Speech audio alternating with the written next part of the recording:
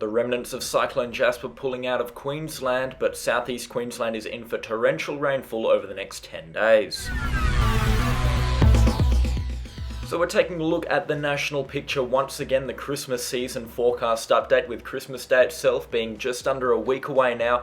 This is your latest update on the Australian weather situation from Force 13 Australia. Stick around to the end of the video because we're going to be giving you a Christmas forecast as well as a detailed model forecast, so make sure you leave a like on the video and subscribe while you're at it. So we're going to be taking a look at the Australian forecast right now as the graphic loads in. You can see a heat wave is expected to develop across Western Australia, and that will extend into the Northern Territory and parts of South Australia. Extreme heat across the Pilbara and the Gascoyne coastlines, and that heat will extend down to about Geraldton. Severe storms and more storms are expected in southeast Queensland and central Queensland. They'll extend as far north as Mackay, and they'll extend south in thunderstorms and thundershowers down towards Sydney and even into parts of extreme northwestern Victoria. Rainfall is expected to develop over much of the extreme northern Cape York Peninsula in around 10 days' time, but it will miss the already saturated communities around Cairns. We could also be seeing some rainfall down in towards Tasmania and across to New Zealand around Christmas time as well.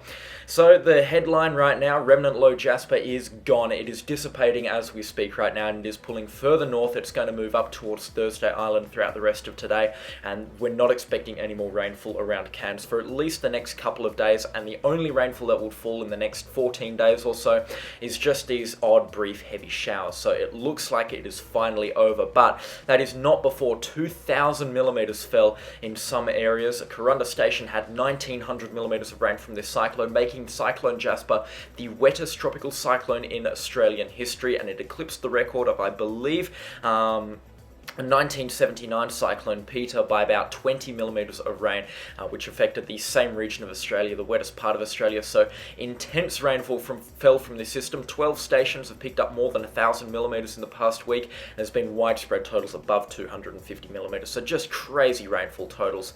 We're going to be taking a look at the Access G3 rainfall run for Australia wide for the next 10 days. Right now you can see those severe storms developing across Queensland in about 3 days' time, and they're going to extend into communities such as Bundaberg and up north in the Sunshine Coast, and they'll extend as far north as about Townsville, but again they won't drop too much rainfall widespread. Up to 100 millimeters is forecast across those areas as this rain band moves through, and again just the tropical pattern for Western Australia and the Northern Territory, not too much to speak of. But if we play that run through again, you can see those severe storms developing first in New South Wales, inland at least first.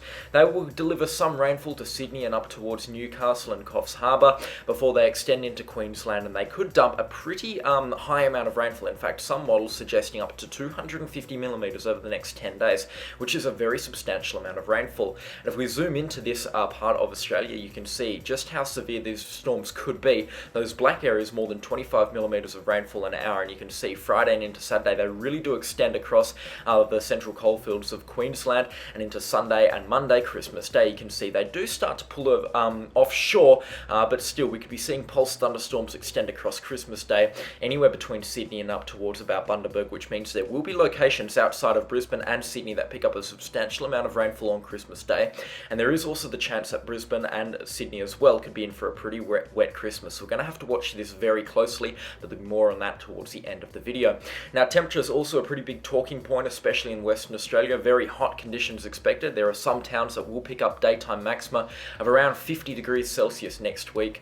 Karratha itself expecting at least 2 days above 48 degrees Celsius, and inland towards Marble Bar and Telfer 46 degrees Celsius. And this extreme heat will extend on Christmas Day into, as you saw, into the Northern Territory and into Queensland, and as far south as Perth, which could see some pretty significant daytime maxima as well. If there is no rainfall, because there is a chance Perth could see some rainfall and thunderstorms on Christmas Day, which will likely drop the temperatures a little bit. But playing that run through again, you can see the temperature develop, the heat is developing first around Fitzroy Crossing. That'll extend south towards Karratha and then off towards about Carnarvon, and then they'll extend further south around Christmas Day down to Perth and Kalgoorlie. But it looks like the southern regions of Western Australia and also into Victoria, parts of South Australia and New South Wales will remain cold, and Tasmania as well, not expecting to get above 20 degrees Celsius for at least the next 10 days. So cold conditions down there, but hot conditions in northwestern Australia. Let's take a look at the forecast models now and see what is in store for Australia over the next week.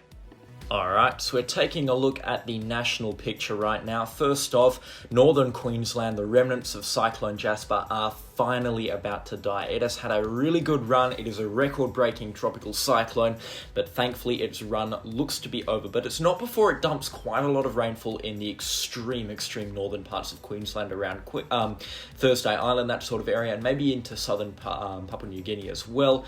But the main talking point right now, still Queensland, is these thunderstorms that's going to develop across New South Wales and extend into southern Queensland today, and they'll persist for at least the next 14 days. In fact, some forecast models daring to suggest up to 400 millimetres is in store for parts of the Great Dividing Range. So we're going to have to be watching that very closely, and it also looks like parts of South Australia could see some rainfall over the next 10 days. All of that plus more in the next 8 minutes of this video. So we're going to jump over to the rainfall forecast run right now. We're going to be starting it off with the ECMWF because that's the most reliable short-term forecast, and we also get this little thunderstorm graphic that the ECMWF provides us. You can see these intense rain showers and thunderstorms, pulse thunderstorms extending north of Tiabura right now, and the very remote New South Wales desert, and they're going to extend and grow in size and strength as well across the next sort of 5 to 8 hours as they extend into the evening hours in New South Wales. Now, these are pulse thunderstorms, so some of them could be severe. There is a chance of isolated severe thunderstorms.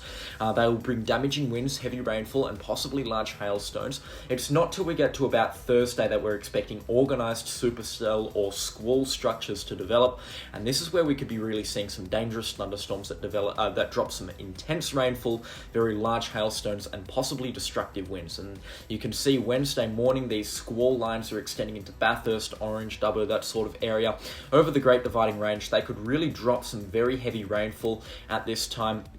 And it does look like an organised squall structure extends into southern Queensland, that sort of area. It really doesn't make it to any major town sites or city sites. It kind of gets to Toowoomba, but it looks like it's petering out there by Wednesday evening. But as we get to Thursday, you can see these very widespread squall and storm structures start to develop.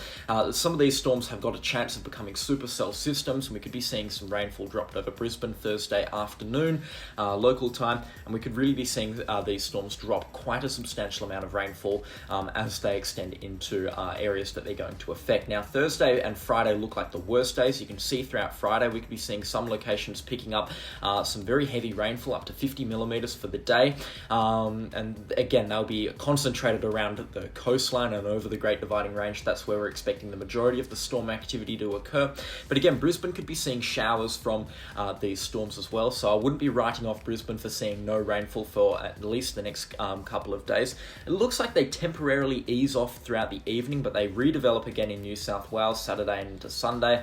And again, throughout Sunday, they really extend into the coastal regions of New South Wales and maybe even blow across Brisbane Sunday night, Christmas Eve.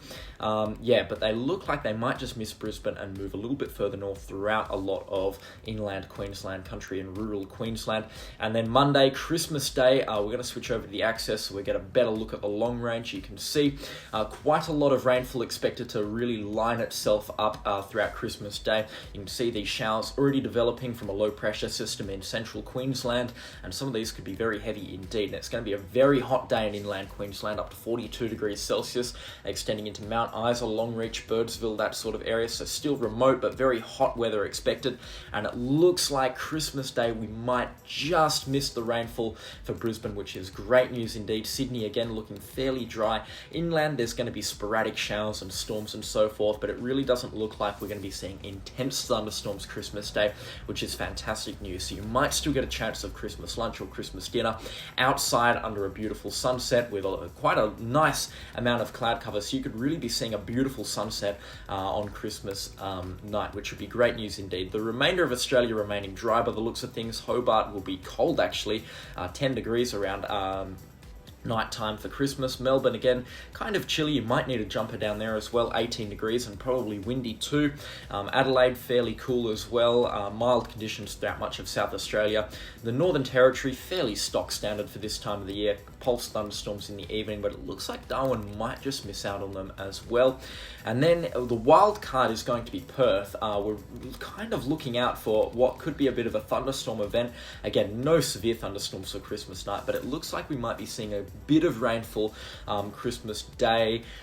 This is going to be really interesting to forecast because there's not many other forecast models saying for this rainfall, but it does look like we could be seeing a little bit of rainfall Christmas Eve, and that should keep things rather cool in the evening at least. It'll keep things humid, that's for sure, but it looks like Christmas might be a scorcher, especially in the morning at 26 degrees Celsius minimum before rising to 34 degrees Celsius during the day. And it looks like Christmas across much of northern Australia is going to be a scorcher.